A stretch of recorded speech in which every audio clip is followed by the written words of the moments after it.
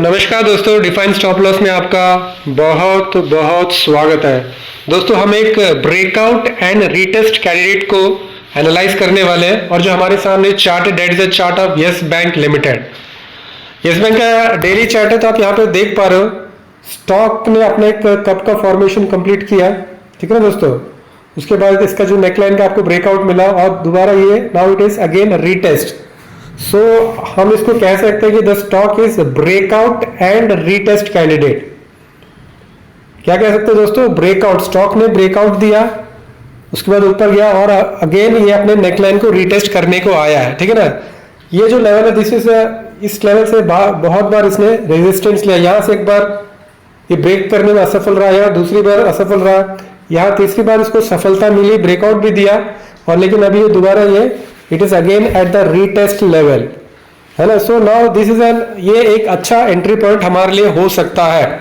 और जहां तक आप चार्ट का फॉर्मेशन देखोगे, the chart is the stock is making higher lows and higher highs का फॉर्मेशन। हर बार यहाँ पे लोज को ऊपर की तरफ शिफ्ट कर रहा है एंड अपने हाइज को भी हर बार ऊपर की तरफ शिफ्ट कर रहा है। तो जो हमें सिखाया गया, जो हमें पढ़ाया गया, जो डाउ थ्योरी में हम सब सीखे कि जो stock which is making higher highs and higher lows is considered to be a very good stock, ठीक है ना। जो stock higher highs higher lows बनाता है उसे हम एक बेहतरीन स्टॉक मानते हैं, एक अच्छा स्टॉक मानते हैं, ठीक है ना दोस्तों। तो जहां तक इसका आप सुपर ट्रेंड देखोगे, now the super trend is positive, इसका सुपर ट्रेंड अभी पॉजिटिव है सुपर ट्रेंड। और जहां तक इसका बॉलिंजर बैंड देखोगे, the stock is taking support at the 20 day SMA। Her bar stock ने अपने 20 SMA सपोर्ट लिया, यहाँ पे लिया पहली बार, यहाँ पे सेकेंड टाइम, यहाँ पे थर्ड टाइम, यहाँ पे फोर्थ टाइम एंड यहाँ पे फिफ्थ टाइम, ठीक है ना। यहाँ पे स्टॉक ने अपने 20 डे SMA को ब्रीच जरूर किया है, the stock has breach it is 20 day SMA।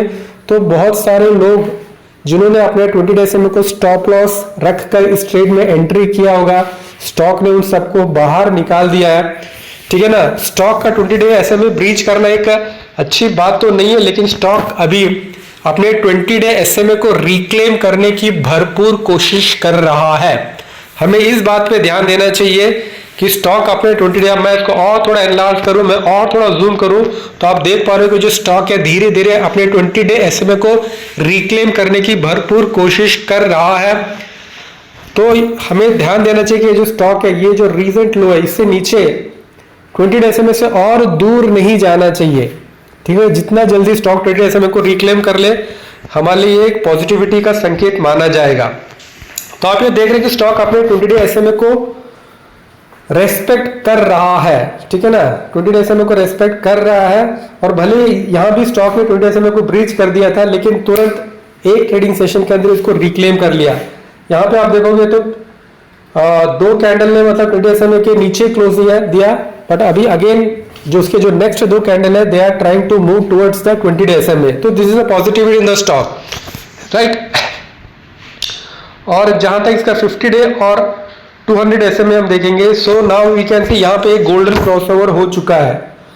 Golden crossover का मतलब ये होता है कि जो 50 डे SMA ये है आपका है, ये 200 डे SMA जो ब्लू लाइन है, और ये जो है ब्लैक लाइन है 50 डे SMA। जब एक शॉर्ट टर्म मूविंग एवरेज एक लॉन्ग टर्म मूविंग एवरेज को नीचे से काट के ऊपर आ जाता है, तो उसे हम उसे कहते हैं गोल्डन क्रॉसओवर। तो यहाँ पे आप देख पा रहे हैं गोल्डन क्रॉसओवर हो चुका है और हमने देखा है कि गोल्डन क्रॉसओवर जब भी होता है तो उसके बाद एक अच्छा मूव हमें देखने को मिलता है। So this is also a positive for अस।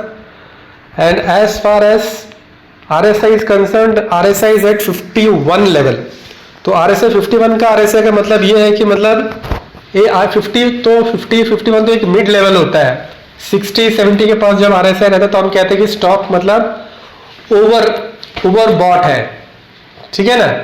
और जब स्टॉक 30-40 के आसपास रहता है तो हम कहते हैं कि stock is oversold, but the stock is now at mid range, ठीक है ना। स्टॉक अभी मिड रेंज में ना ज्यादा पॉजिटिविटी दिखा रहा है ना ज्यादा नेगेटिविटी दिखा रहा है। और जहां तक इसका आप ADX देखोगे, ADX is at 19 level which is telling that the stock is in sideways.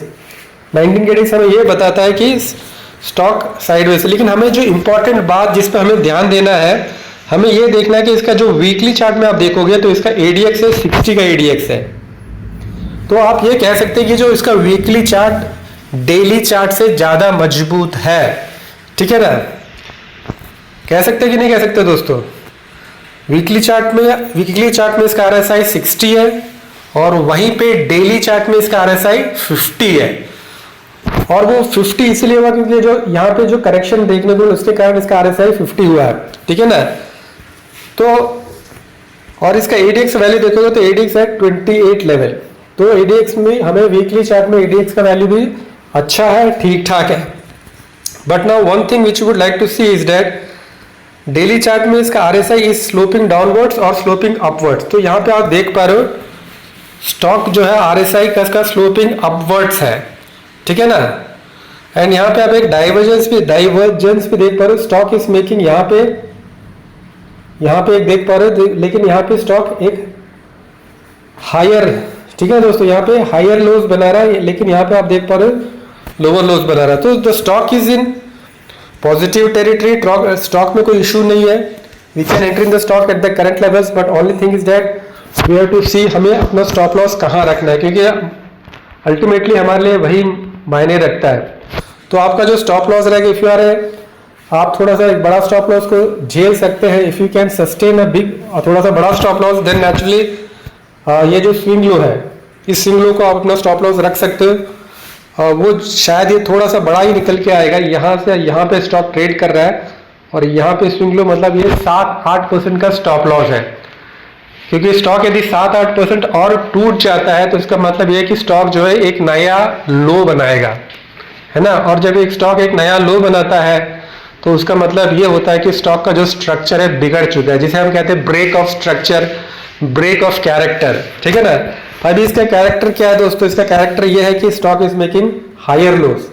यदि इसको ब्रेक कर देगा तो इसका मतलब है कि स्टॉक ने अपने रीसेंट लो को ब्रेक कर दिया, मतलब स्टॉक ने एक नया लो बना दिया, मतलब स्टॉक का जो कैरेक्टर है वो चेंज हो चुका है। और that is indication that you have to exit from the stock.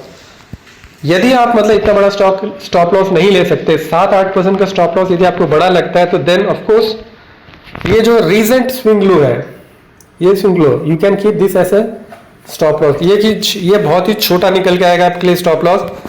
यहाँ पे अभी आपका स्टॉक चल रहा है और यहाँ से ये मतलब आपके निकल के आएगा 2 से 2.5% का स्टॉप लॉस है, ठीक है ना दोस्तों। आपको कौन सा स्टॉप लॉस लेना, अपने फाइनेंशियल एडवाइजर से कंसल्ट कीजिए प्लीज। और उसके बाद जो कुछ डिसीजन आपको लेना है वो डिसीजन आप लेते रहिए दोस्तों। चार्ट पैटर्न जो देख रहे हो, स्टॉक ने अपना कप बनाया है, उसके बाद कप का जो ब्रेकआउट दे दिया है, फिर ये नेकलाइन पे अभी ट्रेड कर रहा है। तो यहाँ से ऊपर आने की कोशिश जरूर कर रहा है। यदि स्टॉक यहाँ से चलेगा, जो कप का जो डेप्थ है, हमें बताया जाता है कि जो कप का डेप्थ है उतना टारगेट आप ऊपर की तरफ एक्सपेक्ट कर सकते हो, ठीक है दोस्तों। तो दिस इज अ कैंडिडेट। तो ये जो कैंडिडेट है दोस्तों, this is candidate of breakout and retest. Stock ने ब्रेकआउट दिया है और फिर रीटेस्ट कर रहा है और यहाँ से दोबारा फिर ये अपना जो जर्नी है, इसका जो नॉर्मल जर्नी है, हायर लोस वाला जर्नी, ये यहाँ से बनाते हुए ऊपर की तरफ जाना चाहिए दोस्तों। दोस्तों आप हमारे चैनल में पहली बार आए तो दोस्तों आपसे निवेदन है, आप हमारे चैनल को लाइक कीजिए, कमेंट कीजिए, सब्सक्राइब कीजिए दोस्तों। आप अपना ख्याल रखिए, अपनों का भी ख्याल रखिए। बहुत बहुत धन्यवाद।